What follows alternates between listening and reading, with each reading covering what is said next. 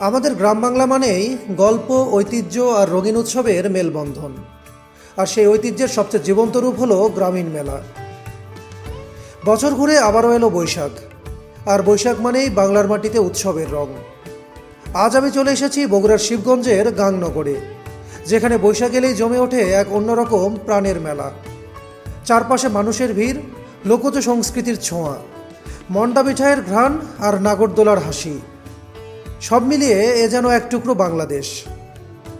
চলুন আজকের এপিসোডে একসাথে খুঁজে বেড়াবো আমাদের হারিয়ে যাওয়া সেই চিরচেনা বাংলাকে।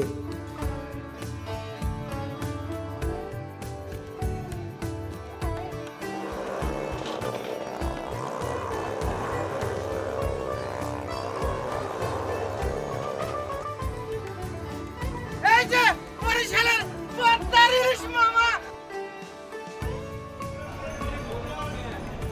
আমার এবারের ভ্রমণটা শুরু হয়েছিল নিজ জেলা শহর বগুড়া থেকে।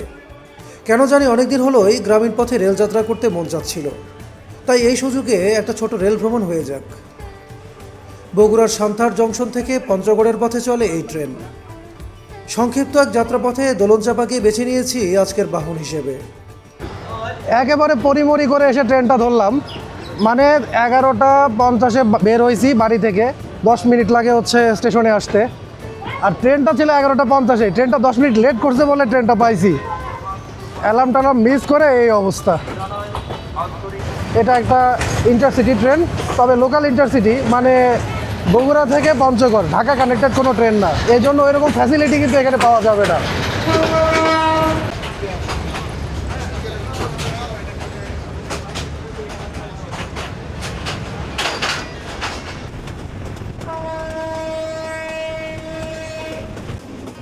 ট্রেনটা বগুড়া শহর অতিক্রম করতেই আমরা যেন সবুজের মাঝে হারিয়ে গেলাম। মুক্ত বাতাসে মনটা নিমিষেই ফুরফুরে হয়ে গেল। পথের মাঝে বিস্তীর্ণ ধানক্ষেতের সৌন্দর্য ছিল চোখ জুড়ানো।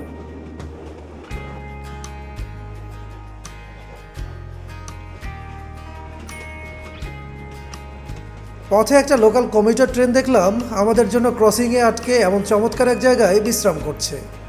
সব কিছু যেন ছবির মতো সুন্দর লাগছিল।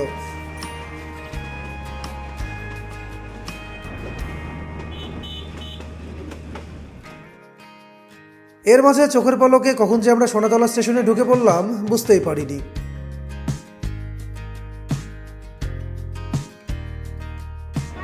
মিনিট 40 একটা যাত্রা করলাম আমরা। বগুড়া থেকে পৌঁছে গেলাম সোনাতলায়।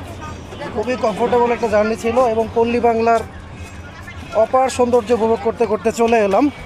তো আজকে যাচ্ছি হচ্ছে শিবগঞ্জ এলাকার বৈশাখের বিখ্যাত মেলা ভ্রমণ করতে, মেলা ঘুরে দেখতে, এবং সেই পথে সোনাতলা হয়ে এই ট্রেন যাত্রাটা অন্য একটা মাত্রা যোগ করলো।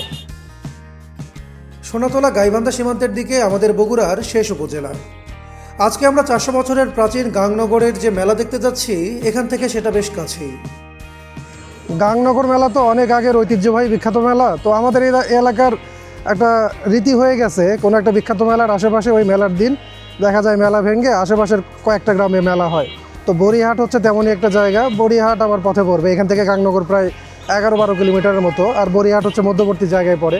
তো পথে আমি যাওয়ার পথে বড়িহাটের মেলাটাও দেখানোর চেষ্টা করব, তবে আমাদের মূল আকর্ষণ আজকে গাংনগরের মেলা।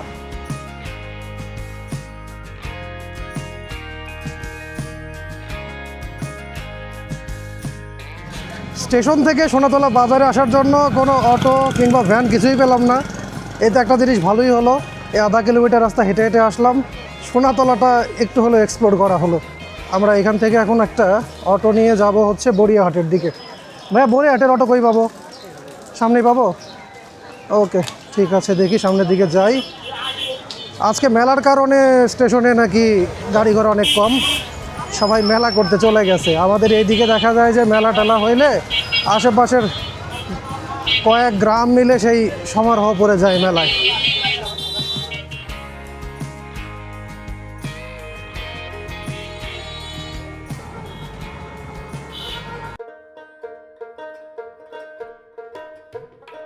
একবার এমন পথে বেরিয়ে দেখুন না, গ্রাম বাংলার এই অপার সৌন্দর্য আপনাকে মুগ্ধ করবেই।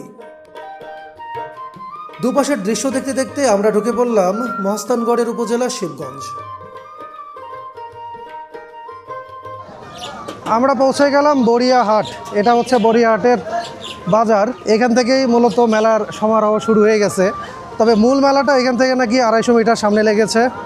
চলেন এই বড়িয়াহাট মেলাটাকে ঘুরে দেখি। আমরা ঘুরতে এসেছি গাংনগর মেলা, তবে আগে আমরা যাব হচ্ছে বড়িয়াহাটে।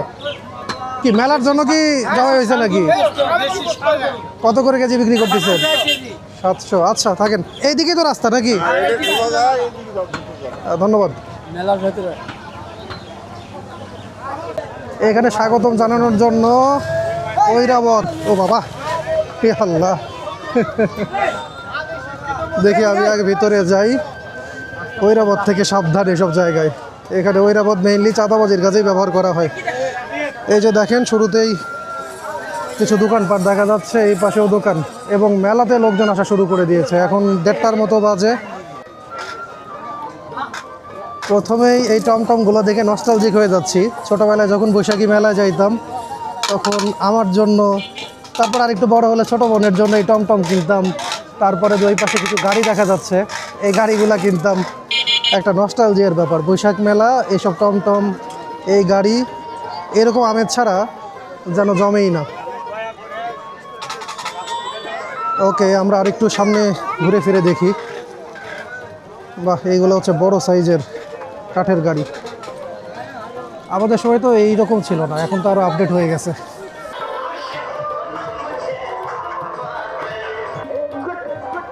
বড়িয়াহাট মেলায় এখানে হচ্ছে দ্য নিউজ সোনার বাংলা সার্কাস, তারা এখানে প্যান্ডেল করেছে। আমি যেমন ভেবেছিলাম তার চেয়ে কিন্তু এই মেলাটা বড়। আমি ভেবেছিলাম যে গাংনগরেরটা বড় মেলা, এটা ভেঙে এসে ছোটোখাটো কোনো একটা মেলা হবে, কিন্তু এই মেলার পরিধিও আমাকে অবাক করছে। আখের রস কত করে গ্লাস? 10 টাকা 20 টাকা। এইদিকে চটপটি, ফুচকা, এগুলোর দোকানপাট। দেখি আর একটু সামনের দিকে যাই।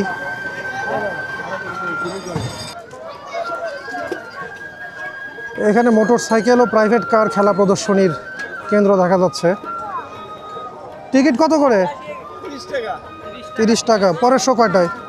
এই 5-7 মিনিট। 5 মিনিট দেরি করতে হবে, একটু হেঁটে নেই তাইলে। এইখানে নৌকা দোলা আছে, এই পাশে হচ্ছে রেলগাড়ি দেখা যাচ্ছে। লোক হইলে এগুলো ছেড়ে দেয়। এখন একেবারে দুপুরের সময় হওয়াতে মেলায় ভিড় তুলনামূলক কম। এসব গ্রামীণ লোকজ মেলায় একটা বড় আকর্ষণ থাকে এখানকার মিষ্টিহাটি এবং মাছহাটি। জানতে পারলাম মিষ্টির মেলা একটু পাশেই বসেছে, ওদিকে এগুচ্ছি এখন।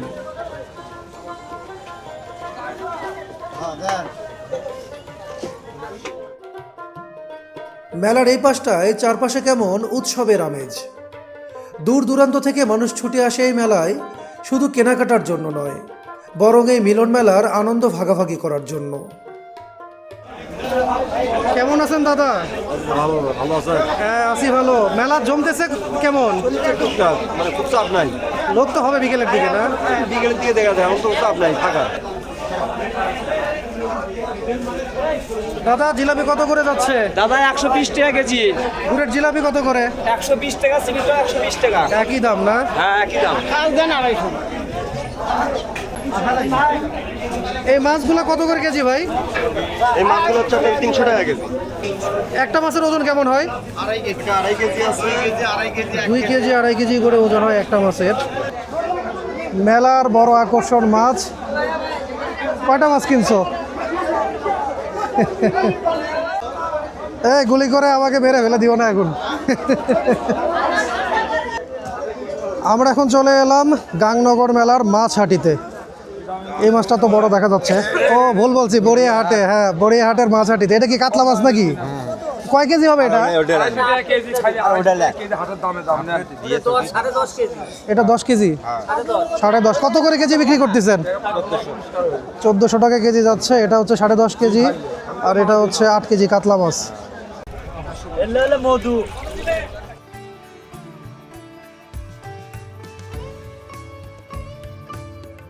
মেলা প্রাঙ্গণ থেকে একটু পাশে এসেছি, আর এখানে দেখেন বড়িহাট মেলা ঠিক পাশেই কি চমৎকার একটা পুকুর। আমি নিজে এগ্রো ফার্মের কাজ শুরু করছি, তো এই জন্য এসব পুকুরে আসলে গরুর খামারে গেলে মনটা কেড়ে নেয়। চমৎকার পুকুর, আর এখানে এখন সুন্দর স্নিগ্ধ বাতাস আছে। পল্লী বাংলার স্বরূপ বুঝতে হলে এর চেয়ে বেটার জায়গা আর কি হতে পারে। এবার চলেন এই মেলার সবচেয়ে আকর্ষণীয় পয়সা উসুল একটা খেলা দেখিয়ে নিয়ে আসি আপনাদেরকে। মোটর সাইকেল খেলা দেখার জন্য 30 টাকা দিয়ে টিকিট কেটে ঢুকে গেলাম প্যান্ডেলের ভেতরে। লোক সমাগম মোটামুটি হয়ে গেছে, বোধহয় 10 মিনিটের মধ্যেই খেলা শুরু হয়ে যাবে।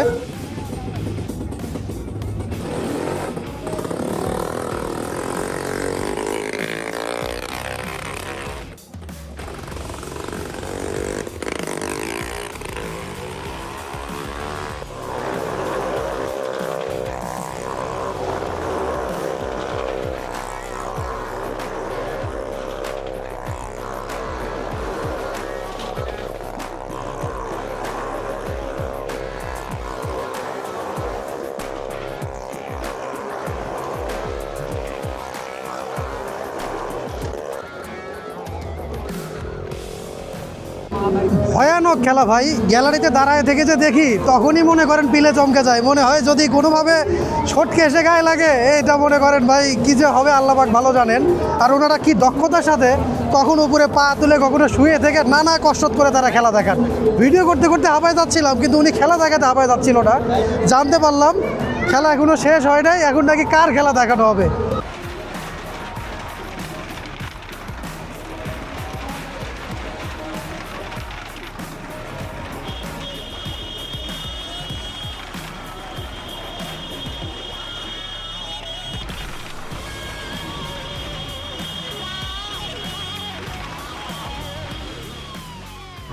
দারুণ এনজয় করলাম ভাই, এটা মানতেই হবে। গ্রামের মেলার ভাই কোনো ঐতিহ্য জুড়ি নাই। স্থানীয়দের কাছে এই মেলা শুধু একটি আয়োজন নয়, এটি তাদের আবেগ আর শিকড়ের সাথে সংযোগ। তো এখন হচ্ছে বেলা 3টা, সোয়া 3টার মতো বাজে। এখান থেকে আগাবো। আমি ভেবেছিলাম বরিহাটের মেলা অত বড় হবে না, তবে এই মেলাটাও দারুণ ছিল। এখন যাবো হচ্ছে এখানকার মূল মেলা, যেটা কিনা 400 বছরের ঐতিহ্য বলে আমি জানি, গাংনগর মেলায়। আর এখানে কিন্তু ডাকতেছে গাংনগরে যাওয়ার জন্য। এখানে ভ্যান, অটো এগুলো পাওয়া যাচ্ছে। ভাই এখান থেকে গাংনগর কত টাকা ভাড়া? 15 টাকা। 15 টাকা, কাছেই তো তাইলে। ওকে, আমি যাব।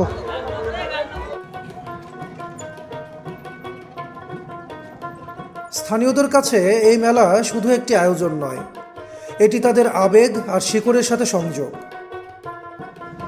পল্লী বাংলার অসাধারণ সুন্দর চারপাশে সবুজে মণ্ডিত একটা রাস্তা ধরে আমরা এখন যাচ্ছি গাংনগরের দিকে। এখন পর্যন্ত দুপুরে খাওয়া দাওয়া করা হয়নি, কিন্তু এই রাস্তার সুনির্মল বাতাস সব ক্লান্তি যেন কর্পূরের মতো একদম উবে দিল। যদি মোকামতলা থেকে শুধু গাংনগর ঘুরে চলে যাইতাম, তাহলে কিন্তু বরিহাট মেলাও পাইতাম না, এরকম রাস্তাও পাইতাম না। ট্রেন জার্নির কথা তো বাদই দিলাম। তো আমি যে রুটটা দেখাচ্ছি, আপনারা একটা দিন সময় নিয়ে এদিকের মেলা যখন এক্সপ্লোর করতে আসবেন, ঐতিহ্যবাহী মেলা, বৈশাখ মেলা, আপনারা কিন্তু এই রুটটা ফলো করলে একেবারে গ্রাম বাংলার অথেন্টিক 100% এক্সপিরিয়েন্স নিতে পারবেন। আমরা গাংনগর চলে আসলাম নাকি ভাই? গাংনগর কোন ইউনিয়নে পড়ছে? দেউল ইউনিয়ন, শিবগঞ্জ উপজেলা, তাই না? শিবগঞ্জ উপজেলা। আপনি কি মেলায় যাচ্ছেন নাকি? এ আল্লাহ,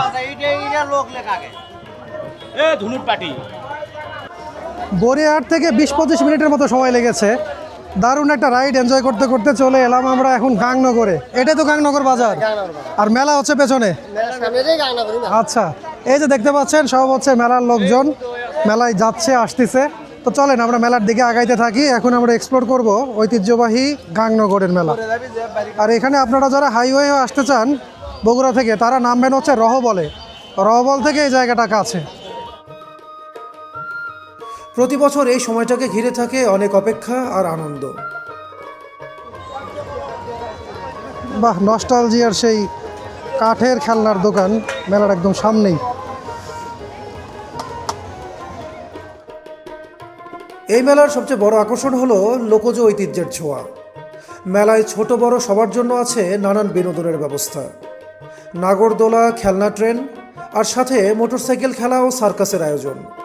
এই আনন্দটাই গ্রামীণ মেলার আসল প্রাণ।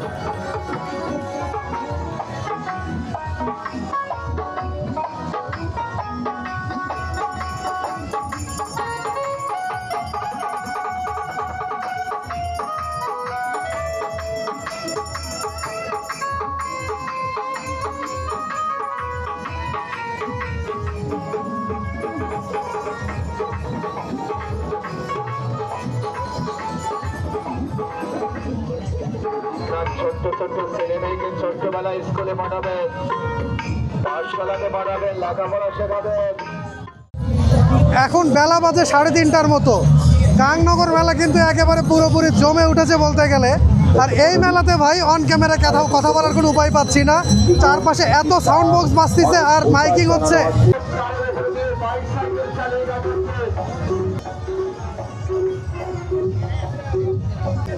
মেলা করতে আসলে তো ভাই ক্লান্ত হয়ে যাবেন, ক্ষুধা লেগে যাবে, খাওয়া দাওয়া করতেই হবে। এটা হচ্ছে মেলার খাবার দাবারের জোন। ওই পাশে স্ন্যাক্সের দোকান দেখলাম অনেক, এই পাশে ভাতের হোটেলও আছে, মানে মেলার জন্য অস্থায়ী হোটেল। আর এই দিকে হচ্ছে আমি চলে এসেছি এখন মিষ্টির বাজারে।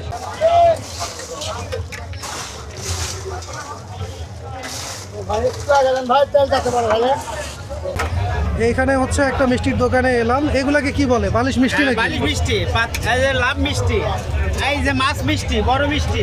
মাছ মিষ্টি এদিকের বাজারগুলোতে দেখা যায়, মেলাতে দেখা যায়। তবে বালিশ মিষ্টি, নেত্রকোনার ঐতিহ্যবাহী বালিশ মিষ্টি, সেটা আমি আপনাদের এসব মেলায় প্রথম দেখলাম। এটা কত করে কেজি রাখতেছেন? 350 টাকা বাতাসা, ওগুলো সব বাতাসা না? বাতাসা। আর এইদিকে দেখা যাচ্ছে হচ্ছে জিলাপি। জিলেপি এটা কি স্পেশাল গুড়ের জিলাপি নাকি? কত করে কেজি? 120 টাকা কেজি এটাও, তাই না? মেলার গুড়ের জিলাপি আমার ভীষণ প্রিয়, খেতে একেবারে যেন অমৃত লাগে। তবে জিলাপি খাওয়ার নিয়ম হলো মিষ্টিতে একটু মুখ মেরে আসলে সাথে সাথে এই নিমকি দিয়ে তা ব্যালেন্স করে নিতে হবে। এই স্বাদ যেন শৈশবের স্মৃতিকে আবার নতুন করে জাগিয়ে তোলে। চলেন জিলাপি বানানোর প্রক্রিয়াটা একটু দেখে আসি। হ্যাঁ, এগুলা তো স্পেশাল দেখতেছি, অনেক বড় সাইজের জিলাপি। এগুলো ভিআইপি জিলাপি, ভিআইপি।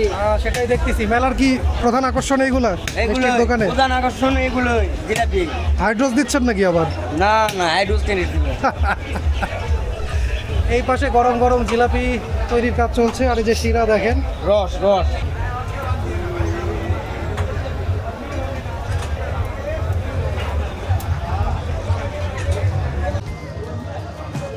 এখানে আবার খাগড়াই নামে একটা মিষ্টান্ন তৈরি করতেছে।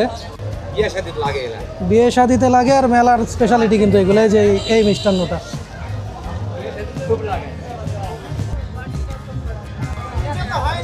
ভালোই ক্ষুধা লাগছে ভাই। আলু ঘাটি করেন নাই ভাই? আলু ঘাটি কই দেখি।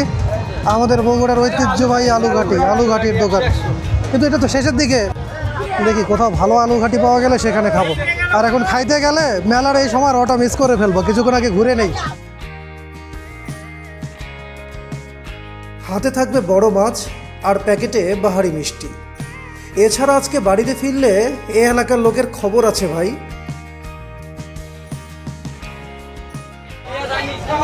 এই পাশের দোকানটাতে মাছ মিষ্টি দেখা যাচ্ছে আরো বড় সাইজ। এইখানে এগুলো বড়, এই পাশের গুলো আরো বড়। ভাই কয় কেজি করে হবে? 3 কেজি ভাই। কত করে কেজি? 300 টাকা কেজি।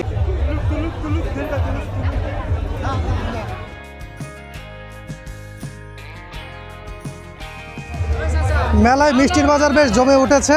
এখন যাচ্ছি মাছ পট্টিতে।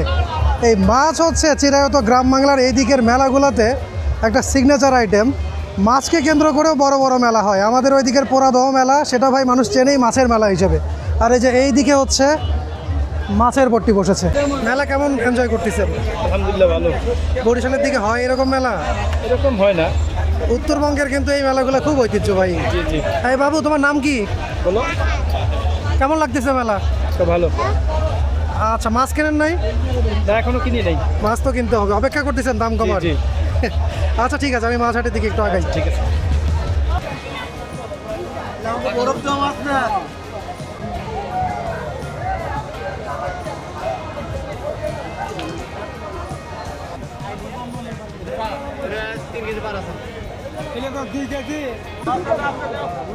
মাছ কেনা নিয়ে এখানে দোকানি এবং ক্রেতাদের মাঝে একটা টান টান উত্তেজনাপূর্ণ সময় কাটতেছে।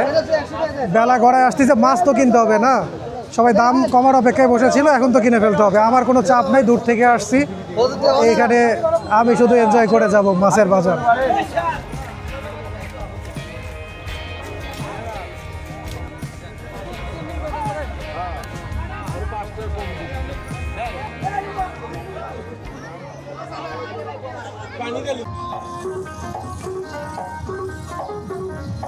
লক্ষ্য রাখবেন।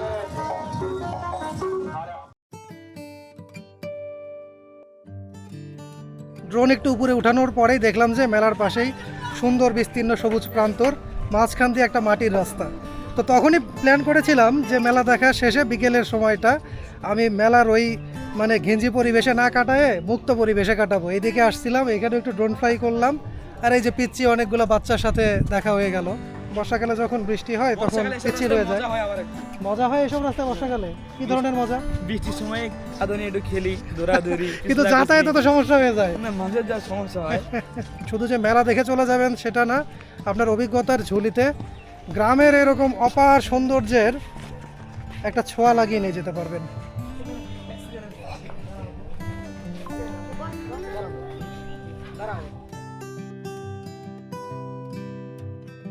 একটু পরে সন্ধ্যা নামতেই মেলা যেন জেগে উঠল নতুন আমেজে। সারাদিনের প্রচণ্ড গরম শেষে সবার মাঝে এখন একটুখানি স্বস্তির ছোঁয়া।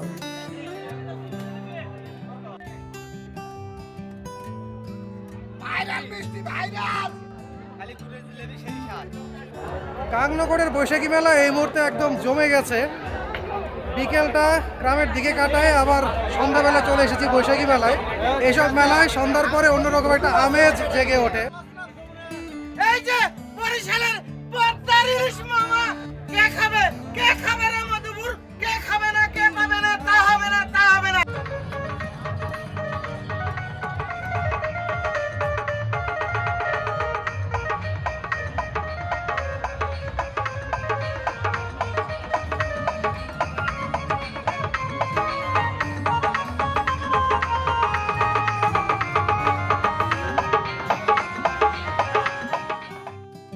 মেলার স্পেশাল এই হোটেলটায় আলুঘাটি খাওয়ার জন্য এতক্ষণ অপেক্ষা করছিলাম, কিন্তু কপাল মন্দ।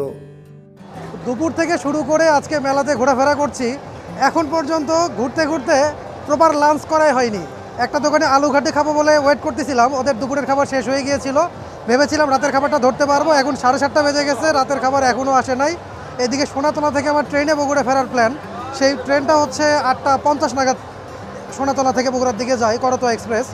এখন ট্রেনটা ধরতে হলে আমার এখান থেকে 8টার মধ্যে বের হইতে হবে। এখন 7:40-এর মতো বেজে গেছে। এখানে গরু ভুনা পেয়ে গেলাম। গরু ভুনা কত করে? 180 টাকা বাটি। ঠিক আছে, তাহলে গরু ভুনা দিয়ে খাওয়া দাওয়া করি। আমাকে একটা দেন। ওকে। রিজিকে আছে এই দোকানের গরু ভুনা, এটাকে আমি কিভাবে এড়াবো? আলুঘাটি রিজিকে থাকলে দুপুরেই পেয়ে যাইতাম। আপনি মেলা উপলক্ষে দোকান করেন? জয়পুরহাটে দোকান করে, মেলা উপলক্ষে এখানে আসছে। তো বিসমিল্লাহ করা যাক।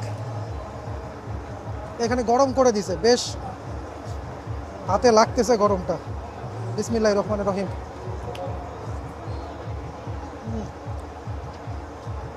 খাইতে ভালো আছে, রান্নাবান্না বেশ ভালো করেছে। আলুঘাটি যে মিস করেছি এটার আক্ষেপ নাই। গরু ভুনাটা একেবারে 10-এ 10। এভাবেই শত বছরের ঐতিহ্য বুকি নিয়ে টিকে আছে আমাদের গ্রামীণ মেলা।